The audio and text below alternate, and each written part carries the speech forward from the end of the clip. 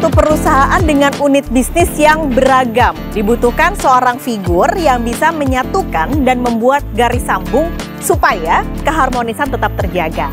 Nah, di episode kali ini saya akan ngobrol dengan figur tersebut yang juga merupakan core dari INPP. Chief Corporate Communication, Ibu Ami Hatta. Bagaimana INPP itu berpengaruh terhadap kehidupan saya, sangat berpengaruh karena saya menghabiskan waktu lebih dari setengah umur saya di INPP gitu. Jadi kadang-kadang INPP lagi mengalami challenge ya, menghadapi konflik, terus itu konflik itu menjadi challenge, itu sampai ke bawah kepikiran banget gitu. Jadi saya cuma satu ya, pengennya INPP itu dikenal secara internal dan eksternal, itu INPP itu keren gitu. Itu aja sih gitu. Jadi Bu Ami, hai, apa kabar? Ibu baik, senang banget bisa main ke Antasari Place, iya. Bayi INPP. Bayi tapi oke banget loh Bu, ini dari properti depan terakhir aja. INPP yang sedang dibangun. Oke, ini kita masuk ke dalamnya sambil ngobrol-ngobrol ya Bu Ami. Tadi aku sempat bilang di awal kalau Bu Ami ini core dari INPP kan, karena udah berapa lama Bu kerja di sini? Untuk di grup saya masuk ke 26 tahun lebih, tapi untuk INPP sendiri seumurnya INPP, jadi 20 tahun. Wow, INPP. 26 tahun, Ya, 20 tahun dari INPP lahir berarti ya, kan? jadi INPP itu lahir di 19 Oktober 2002, jadi kemarin kita 19 Oktober kita baru merayakan 20 tahunnya INPP. Oh, yang temanya Shimmering 20. Bu, ini kan udah 20 tahun, Shimmering 20 tadi, ini proyek baby-nya berarti ya di usia ke-20. Nah, aku ngeliat nih kayaknya ada paketnya ya Bu ya? Ya, kita ini boleh market ngobrol-ngobrol daripada Antasari Place. Antasari Place itu adalah properti yang ke-24 daripada INPP Group. Gitu. Dan 24-24-nya Ibu Ami ada di situ ya Bu? Ada. 20 tahun. Ini Ibu, tapi kan 20 tahun tuh bukan waktu sebentar ya, karena dinamikanya banyak pasti. Pemimpinnya berganti-ganti. Lalu tantangannya juga pasti beda-beda. Ya. Gimana Bu dari awal membentuk, membesarkan sampai di usia 20 tahun ini, dinamika yang ada sepanjang Ibu bekerja ini seperti apa Bu Ami? Mungkin tadi saya koreksi dulu, pemimpinnya tidak berganti-ganti karena kita baru hanya ada dua pemimpin.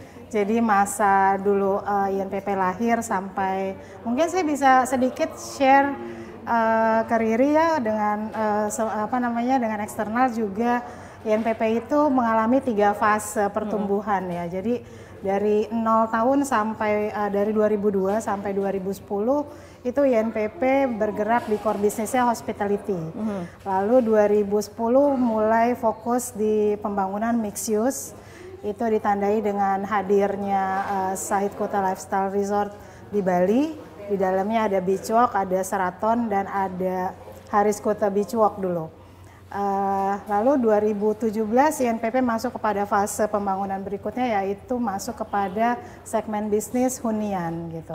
Dalam 3 fase itu mengalami dipimpin oleh 2 orang, yang terdahulu adalah co-founder dan sekaligus presiden director untuk 18 tahun, yaitu Pak Agus Sulistyo. Lalu setelah itu dipimpin sejak 2020 kemarin, Pak Antoni mengambil tongkat estafet kepemimpinan dari Pak Agus untuk kepemimpinan dari 2020 sampai masa depan mungkin yang belum ditentukan. Iya. Ini kurang lebih seperti itu. Masuk ke sesi atau term ketiga ya berarti tahun di fase ketiga pembangunan. Ini hunian, mulai salah satunya ini Antasari Place. Tapi meskipun mungkin pemimpinnya baru 2 nih INPP Bu, tapi kan tadi ada 3 bagian fase kehidupan ya. Nah itu tuh biasanya kebijakannya yang dibuat tuh berubah-ubah nggak sih Bu? Ya, tentunya pasti berdampak terhadap organisasi ya. Jadi INPP dengan 3 fase pertumbuhan bisnisnya itu dipimpin oleh 2 pemimpin. Tentunya di situ ada dinamika kepemimpinan, transformasi daripada, saya sebutnya mungkin transformasi ya, karena itu yang menjadi agenda perusahaan. Jadi transformasi kepemimpinan juga dilihat dari bisnis dan usaha, termasuk di dalamnya juga berkembangnya organisasi INPP itu sendiri. Itu mengalami fase melalui 3 fase pertumbuhan, di dalamnya ada transformasi. Oke. Nah, kan Ibu Ami sendiri di Korkom kan, Bu. Bu, kita sambil lihat-lihat ya, Bu ya. Oke, siapa tahu silakan. Bu Ami mau ngasih saya satu. Kan Ibu Ami di Corporate Communication. Ya. Nah, sebenarnya perannya tuh kan kita mungkin kalau orang awam ngedengarnya Corporate Communication yang menginfokan kegiatan perusahaan ke eksternal gitu. Tapi sebenarnya kerjaannya tuh atau apa sih, Bu? Main jobnya tuh apa aja? Jadi mungkin agenda corporate communication ya, peran serta di dalam perusahaan, mungkin saya sedikit tambahkan bukan hanya eksternal tapi juga internal. Mungkin dulu eksternal communication menjadi fokusnya publik eksternal ya, publik atau mungkin masyarakat luas. Tapi kalau saat ini juga internal communication itu juga mempunyai porsi yang sama mungkin untuk dengan external communication. Kenapa? Karena tadi saya harus dari corporate communication itu harus mendukung agenda korporasi, yaitu tadi yang seperti saya sampaikan ada transformasi di situ. Jadi corporate communication sebagai salah satu unsur daripada perusahaan, organisasi itu juga harus mendukung ke agenda ke sana. Nah, kalau Ibu Ami kan udah 20 tahun nih di INPP-nya ya. Nah, itu kan pasti ada pasang surut, dinamika, sedih, seneng gitu. Nah, itu berpengaruh nggak sih Bu ke mungkin project-project yang dibuat oleh corporate communication, baik itu untuk eksternal maupun untuk internal? Oke, itu pastinya ada ya. Jadi untuk menjaga transisi kepemimpinan ini berjalan mulus itu juga tadi salah satu menjadi agenda dan target kepada agenda corporate communication. Lalu kepada internal sendiri challenge-nya adalah untuk menjaga transisi ini mulus. Mungkin salah satu bentuknya adalah bagaimana memperkenalkan kembali ya visi misi dan value perusahaan kepada internal. Apalagi INPP ini saat ini di usia 20 tahun dan memasuki bisnis segmen baru selama 4 tahun terakhir ini, justru organisasi ini berkembang jauh lebih cepat daripada 18 tahun sebelumnya. Gitu. Jadi di sini jadinya merupakan challenge tersendiri ya untuk agenda internal, bagaimana visi misi value perusahaan ini bisa diserap dengan baik di dalam internal. Gitu. Jadi setiap karyawan itu diharapkan mengerti arah tujuan perusahaan kemana, yang menjadi target perusahaan seperti apa gitu, dan itu kan diturunkan kembali kepada seluruh departemen yang menjadi unsur organisasi itu kan program-program kerja di setiap departemen. Jadi sehingga setiap departemen itu berkontribusi terhadap agenda perusahaan secara yang utamanya. Kurang lebih seperti itu. Itu Korkom bekerja sendiri Kak, Bu, atau ada integrasi sama divisi-divisi lain? Tentunya Korkom tidak bekerja sendiri karena Korkom itu bekerja untuk support outcome-nya itu menjadi support kepada departemen-departemen yang lain. Contohnya misalkan corporate communication yang jelas nih yang mudah dipahami, corporate communication itu melakukan upaya-upaya memproduksi program-program kerja yang memudahkan sales atau sales marketing itu berjualan. Gitu. Jadi kita ngomongin tentang INPP di masa kini di dalam bisnis segmen yang baru ya. Itu kurang lebih contoh yang paling konkret seperti itu. Jadi corporate communication melakukan agenda kerja. Agenda kerja ini membuat departemen lain mudah untuk melakukan pekerjaannya. Yaitu salah satunya contohnya sales dan marketing gitu. Karena ini sejalan. Dua komponen ini harus berjalan selaras gitu. Supaya jadi itu harmonis juga ya, jalannya. Karena apalagi kita ngomongin ini residensial ya.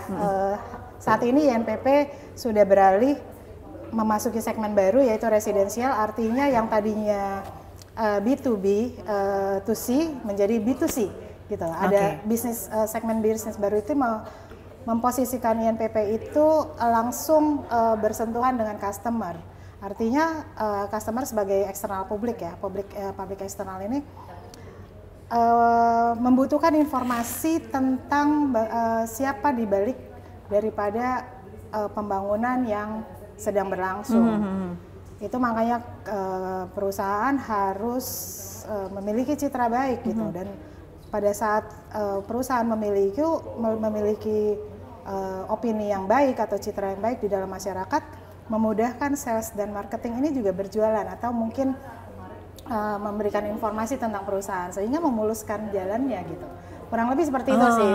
Apa namanya, interkoneksi antar departemen ya, kurang lebih seperti itu. Nah, kalau bicara citra kan sebenarnya tadi kan kita ingin membuat citra perusahaan baik tentunya di mata masyarakat. Nah, yang juga jadi penting adalah orang-orang atau karyawan-karyawan yang ada di INPP.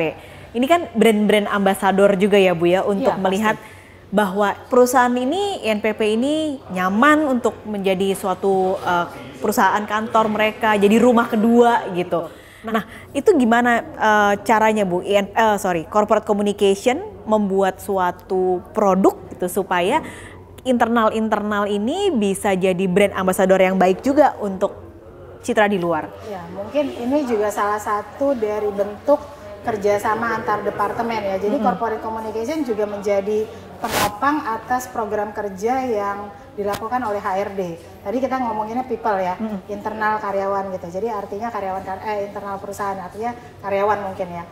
Jadi nggak mungkin ada satu program corporate communication itu berdiri sendiri, apalagi ini terkait dengan internal yaitu karyawan. Jadi apa yang dilakukan oleh HRD itu bagaimana mengkomunikasikannya gitu supaya ini juga mudah dipahami oleh karyawan, itu dibantu oleh corporate communication.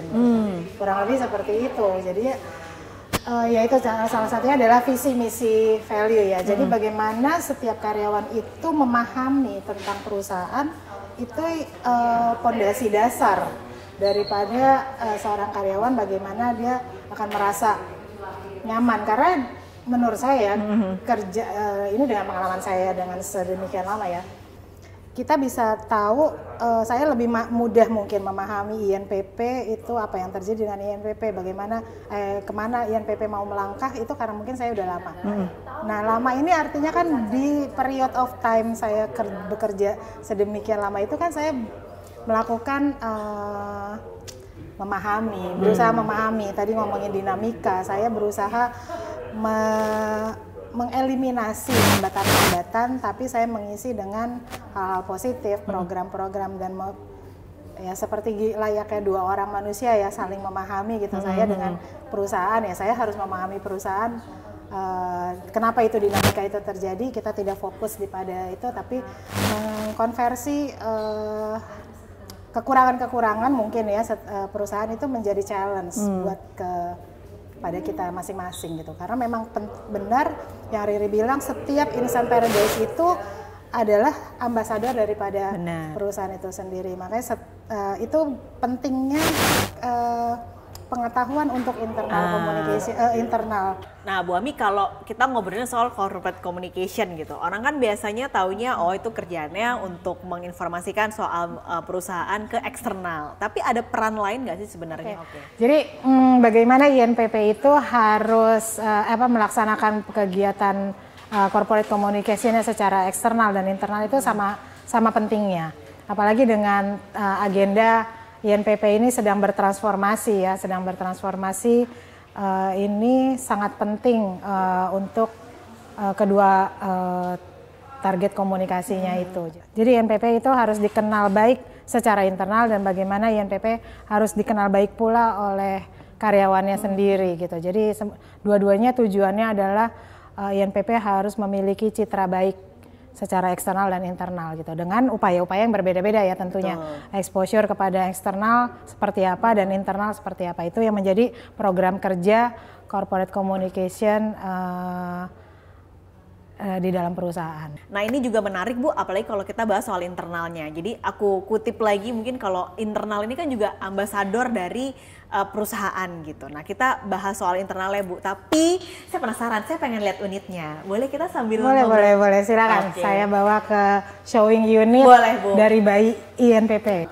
Oke Riri, hari ini kita berada di Antasari Place, yaitu produk ke-24 propertinya INPP dan produk keempat residensial. Oke, nah berarti ini kan sebenarnya dibuat juga untuk ini image dari INPP. Saya boleh lihat-lihat Bu di sini Bu? Boleh, silakan. Ini Sambil one bedroom. Ini one bedroom. Ih, bagus banget ya Bu ya. Nah, ini kan emang dirancang dibuat supaya ketika orang datang image-nya seperti ini yang dibuat oleh INPP seperti yang ada ini istilahnya apa? Show unit ya? Showing unit. Show unit. Nah, oke, kita tadi ngobrol lagi soal internal Bu. Buat INPP, buat corporate communication ataupun divisi-divisi lain, seberapa penting sih internal? Penting sekali, tapi mendingan kita sambil duduk ya supaya lebih rileks ya. Boleh banget Bu. Oke, jadi tadi pertanyaannya adalah seberapa penting ya internal INPP itu terhadap perusahaan.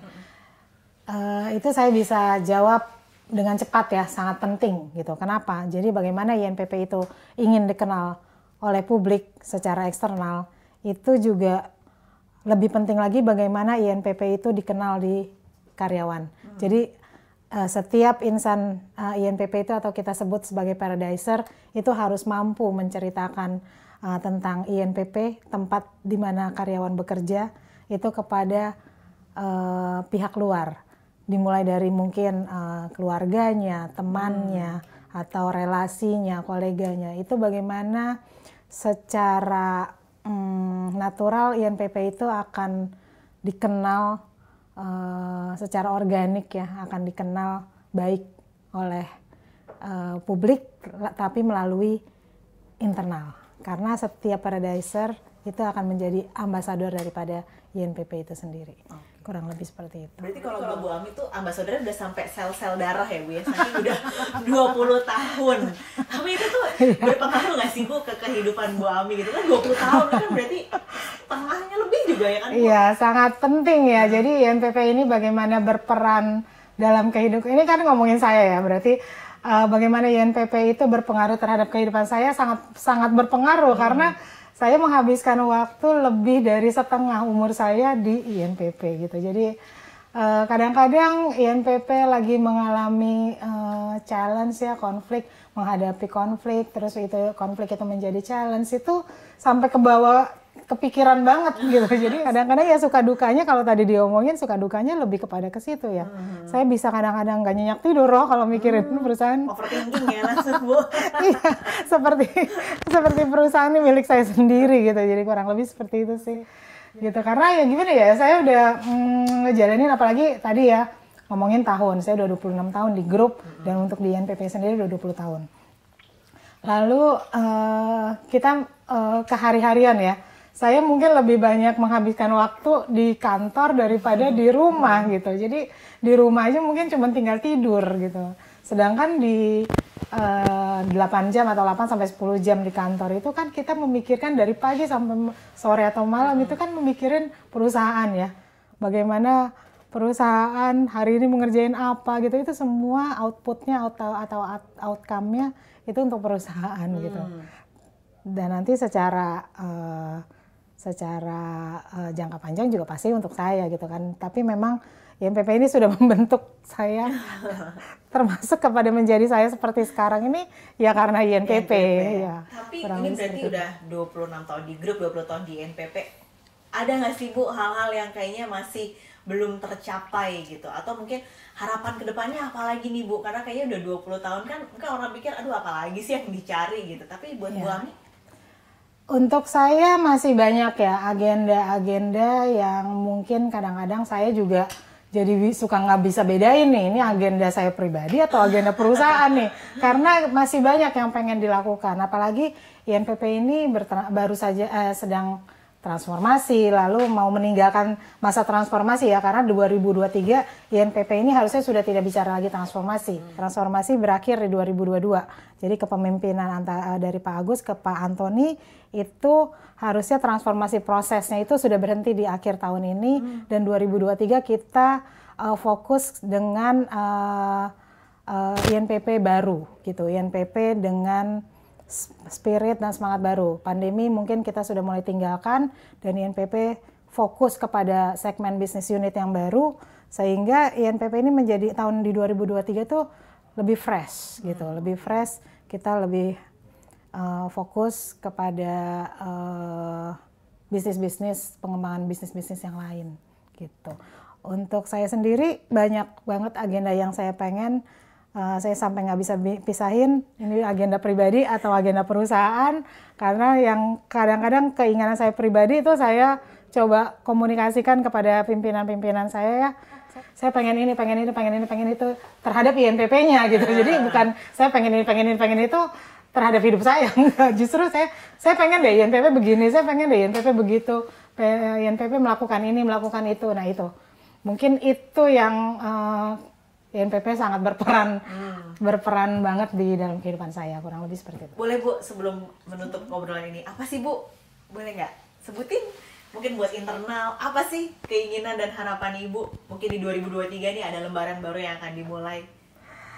Sederhana aja, saya sih pengennya apa yang saya sampaikan mungkin keseharian tentang INPP, bagaimana saya menceritakan INPP kepada pihak luar, saya cuma satu ya, pengennya INPP itu dikenal secara internal dan eksternal, itu INPP itu keren gitu, itu aja sih gitu. Jadi mungkin diturunin jadi program-program kerja ya itu nanti pembicaraan lebih serius ya, tapi simpelnya itu kalau perlu satu kata, saya pengennya INPP dikenal lebih keren gitu. Amin. Tahun depan berarti dimulai Bu.